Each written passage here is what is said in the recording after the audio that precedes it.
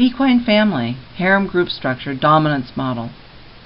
Hierarchy, one animal controlling all the movements of the whole group. Subservient to highest ranking. Highest ranking mare cannot be in all places at once. Tyranny of force does not create a greater good for the group. The red arrows illustrate that the highest ranking mare cannot be all over in order to keep eye out for any danger. It just doesn't work.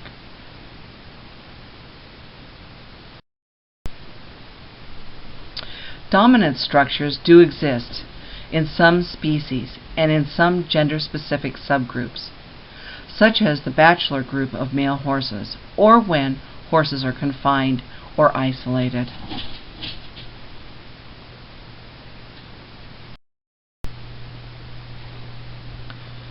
Like a small, well-run company with one product, perpetuation of gene survival. The highest-ranking mare is like a CEO. She is intelligent, confident, observant, honest, vigilant, protective, and emotionally balanced.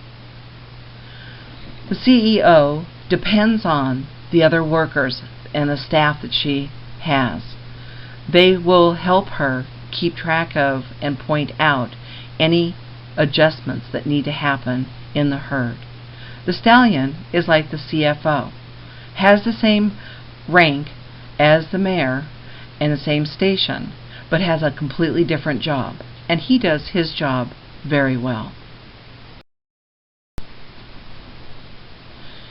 A cooperative society where everyone has their own responsibility.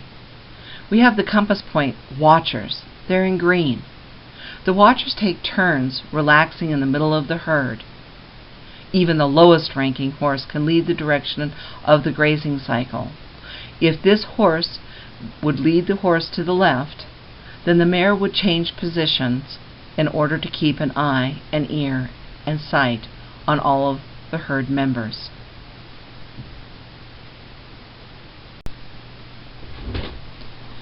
How does information of danger get to the head mare? A cascade of alarm responses with the use of all their sensory receptors propagated through the herd. Head mare acknowledges perceived danger and decides on the best response. The equine family, harem group structure. A well-oiled and supremely adaptable society in which the safety of each member is best assured. The herd behaves like a single organism. The high-status mare had already scoped out and knew exactly where she was going to take her herd in order to get out of the danger.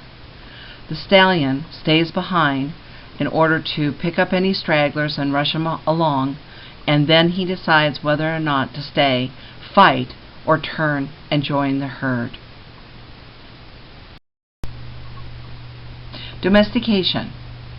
What has changed and what has not changed for the horse? The basic behavior has not changed much. Social organization, sexual behavior, relationships between individuals, communication systems are identical. As you can see from the picture on the right, we have young horses, old horses, mares, we have geldings, we have 2-year-olds, etc. All of these youngsters are learning how to behave and what the rules are and the cues are. Without this, the horse is quite lost.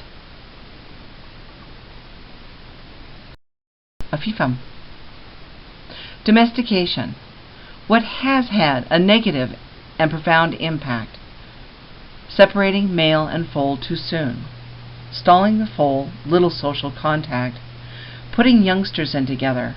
They are unable to learn the rules and cues of a proper herd. Isolated from other horses. Removing individuals from herd. Excessive grooming, whether it be clipping, sensitive areas, bathing, etc. Creates compulsive behavior. These things can become habitual and is also called stereotypes. The pictures to the right are showing you a Breton stallion. He was 225 pounds and no one was willing to take him out of his stall. He had been in his box for a very, very long time. They couldn't even remember when they had taken him out. People were afraid to feed him. They would throw the hay in, and they would have 2 or 3 people in order to clean his stall. Mr. Hufflinger, who is a trainer over in Europe, they called him, and he came and worked with the stallion, putting on pressure when he was doing the incorrect thing and relieving pressure when he was doing the correct thing. Therefore, the stallion started to learn what was appropriate behavior and what was inappropriate. This way, he was able to learn to accept the trust and respect of Mr. Hufflinger.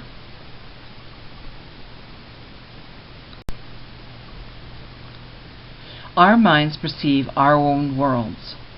People are verbal, social, and we are a herd. Our herd has grown so large that we feel separated from other pieces of it. We feel more autonomous, even though we really aren't. Horses are visual, herd, and social. Horses feel intimately connected to all the parts of their herd all of the time and cooperate for the greater good. The herd provides companionship and security. Transitioning from the herd. A horse removed from its herd does not become an autonomous being. It leaves behind security, companionship, food, water, rest, and all the other things necessary for mental health. The human must become the horse's herd. As you can see to the right, these horses are obviously a herd with their person. There's no such thing as a bad horse. If a horse isn't cooperating, it's because the horse is confused. It may have had inconsistent training cues, frightened, aggressive, maybe previously abused or isolated. In pain, maybe something as simple as a poorly fitted saddle. A cooperative partnership where both members have their own responsibilities.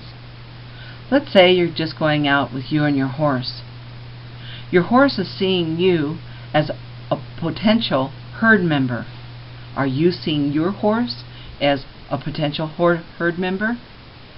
He's there depending on you as the highest ranking mare to be intelligent, confident, observant, honest, vigilant, protective.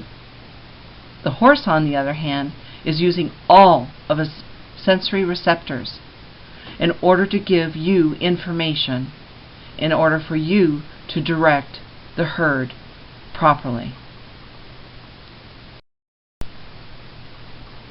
Now I tell you of my teacher and mentor, Nemo's story. The truth is, Nemo unlocked my head on so many levels. The story begins like this. For the first 5 years of owning Nemo, I had the most uncomfortable ride. As we were going down the trail, his head would go to the left and the right and the left and the right, all the way through an hour, 2-hour, 3-hour ride. I had many high-end instructors, many people that were very noted in the natural horsemanship world that I took clinics with. They told me to get to his feet. They told me to relax, go around bushes, get his feet active. None of these things worked. So finally I decided to study ethology to see if there was something that I was missing, something maybe they were missing. So one day I was taking a ride, and again we had the horse, his head was going to the left and the right. So I decided to go ahead and seriously look, where he was looking. So I looked, I identified that there was nothing wrong, and I looked straight ahead and relaxed. I did so 2 or 3 times with him, and for the first time in 5 years, his head came to rest, and we had a wonderful ride. To this day, when Nemo or any other horse looks somewhere, whether I'm standing on the ground or I'm in the saddle, I make sure to look in that direction and acknowledge what he or she is looking.